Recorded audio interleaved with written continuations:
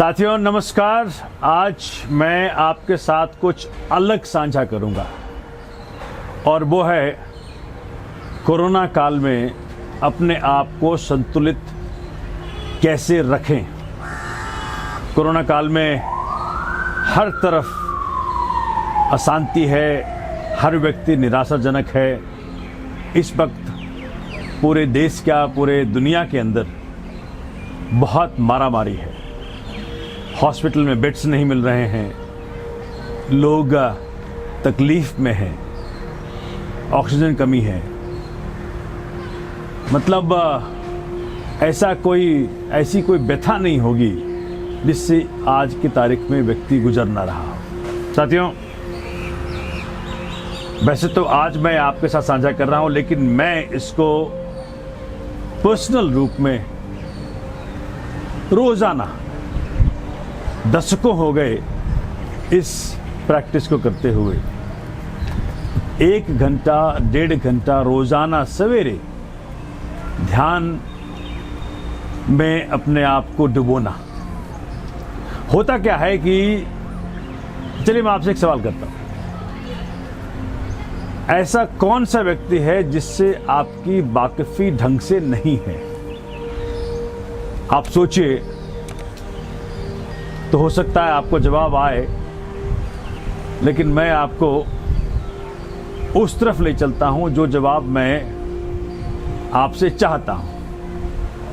साथियों, वो व्यक्ति है जो कि आप हैं, आपसे आपका पहचान, मुझसे मेरा पहचान। मैं कौन हूं, मैं क्या हूं, मैं क्यों आया हूं, मेरा अस्तित्व क्या है, मेरी यात्रा क्या है, मेरे आसपास के लोग कौन हैं, सबसे उत्तम चीज, सबसे उत्तम गतिविधि क्या है, मैं अपने आप को पीड़ित क्यों पाता हूं, मैं अपने आप को अशांत क्यों पाता हूं। ऐसे कई सारे सवाल अगर आप बैठेंगे तो मन में उठना शुरू हो जाएगा।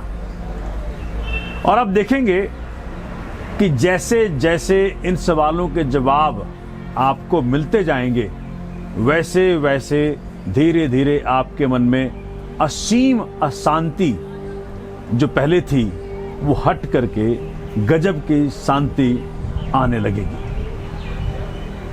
और मेरी बात मानिए, अगर इन सवालों के जवाब आपको आ जाएं तो बगैर धन के सबसे धनी, बगैर पद के सबसे शक्तिमान व्यक्ति आप बन के उभर के आएंगे। अभी तो हमारी स्थिति क्या है, हमारा अस्तित्व क्या है? छोटी छोटी सी गतिविधियां, छोटे छोटे से स्थितियां हमें ऐसा डिस्टर्ब कर देती हैं कि लगता है सब कुछ मिट गया। कोई बड़ी गाड़ी लेके निकल जाए, उसकी छाप पड़ जाती है मन में, तो अपना मन डिस्टर्ब हो जाता है। कोई व्यक्ति निकल जाए, कोई सुंदर व्यक्ति निकल जाए, उसकी छाप से अपना मन डिस्टर्ब हो जाता है। कोई पदशाली व्यक्ति निकल जाए, कोई बलशाली व्यक्ति निकल जाए, उसके पद को, उसके बल को देख करके अपना मन डिस्टर्ब हो जाता है। तो हम हर वक्त डिस्टर्ब होने को तैयार हैं।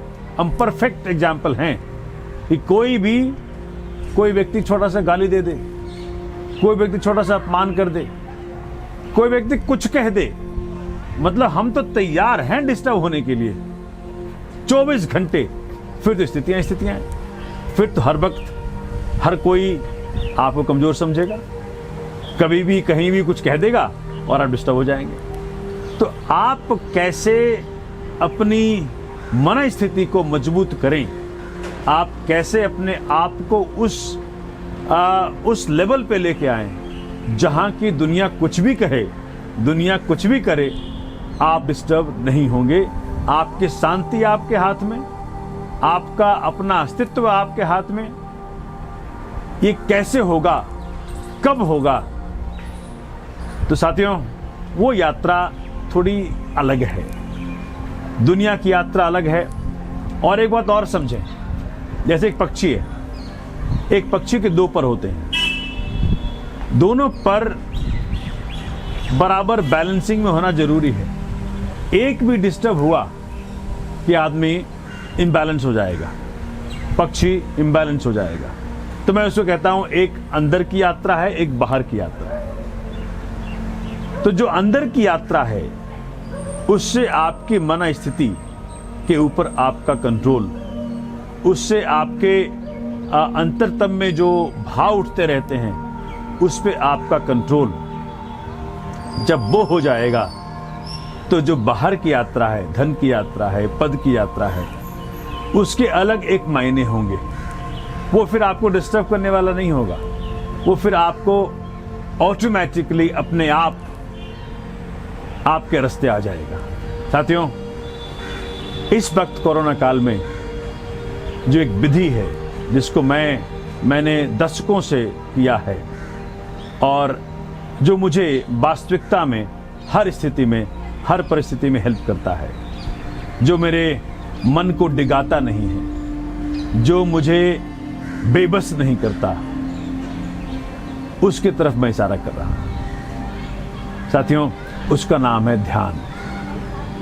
अब ध्यान के बहुत सारे तरकीब हैं, ध्यान के बहुत सारे मतलब हैं, लेकिन जो इसका अल्टीमेट गोल यही है कि कैसे हम अपने आप को एक ऐसी स्थिति में ले आएं जहां की कोई भी परिस्थिति, कोई भी मुसीबत अपने आप को डिगा नहीं पाए, आपको डिगा नहीं पाए, आपको डरा नहीं पाए, आपसे कुछ ऐसा काम ना करवा ले जो आप नहीं करना चाहते थे।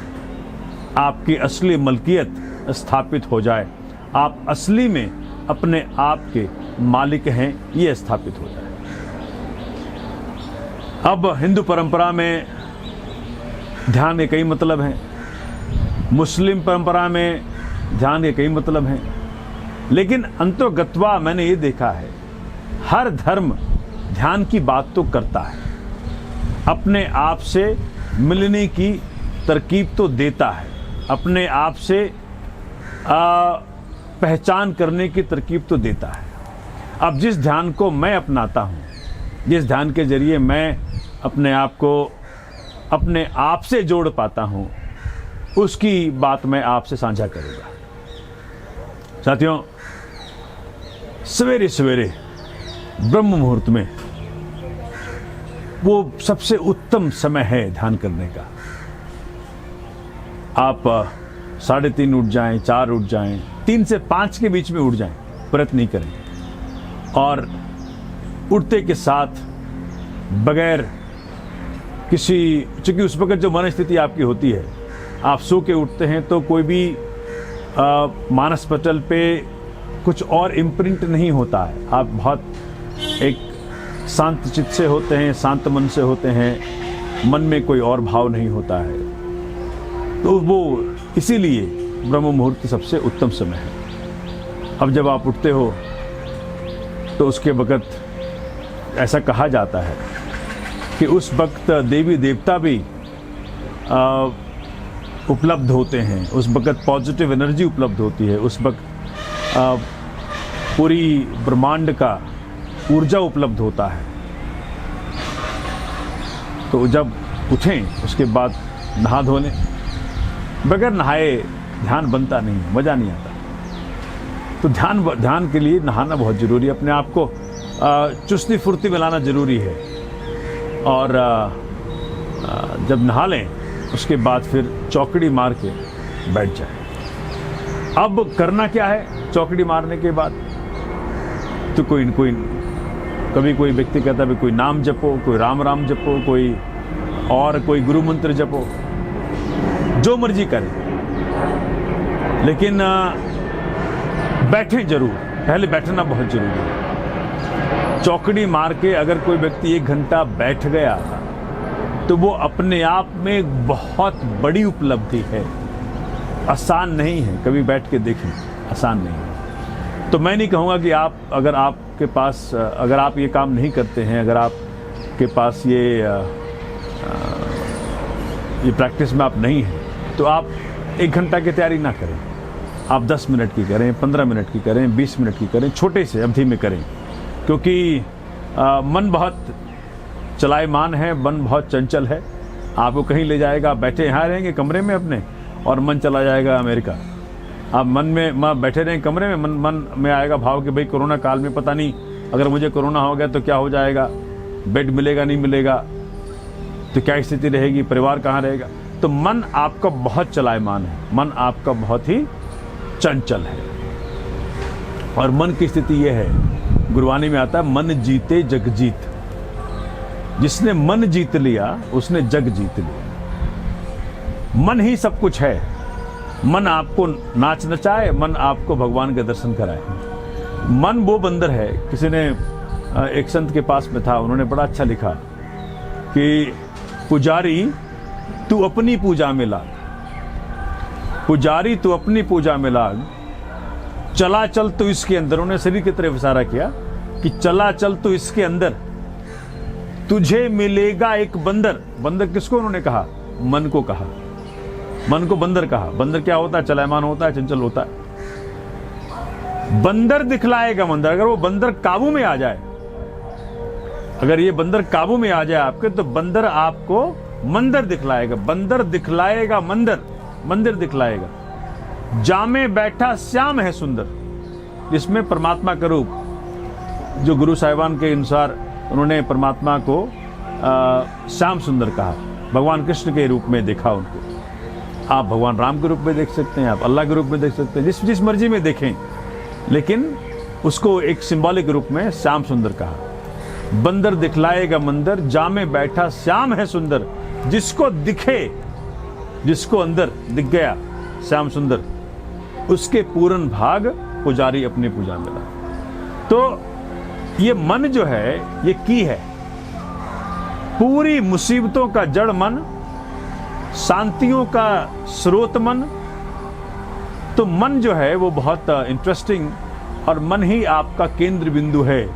अगर मन आपके बस में हो तो आप स्वर्ग में, मन आपका बस में नहीं हो तो आप नरक में। साथियों, इसलिए ध्यान के जरिए मन के ऊपर काबू पाना और फिर मन से वो सुविधाएं लेना जो कि आपके अंतरतम को, जो कि आपके चित्त को शाम में बसा दे, भगवान में बसा दे। और फिर आप सत्य चित्त आनंद, वो 24/7 इकास्टेसी, 24/7 उस पोजीशन पे रहें जहाँ के फिर आपको औरों के द्वारा दिया गया प्रभाव, औरों के द्वारा दिया गया कष्ट आप तक ना पहुँच पाए।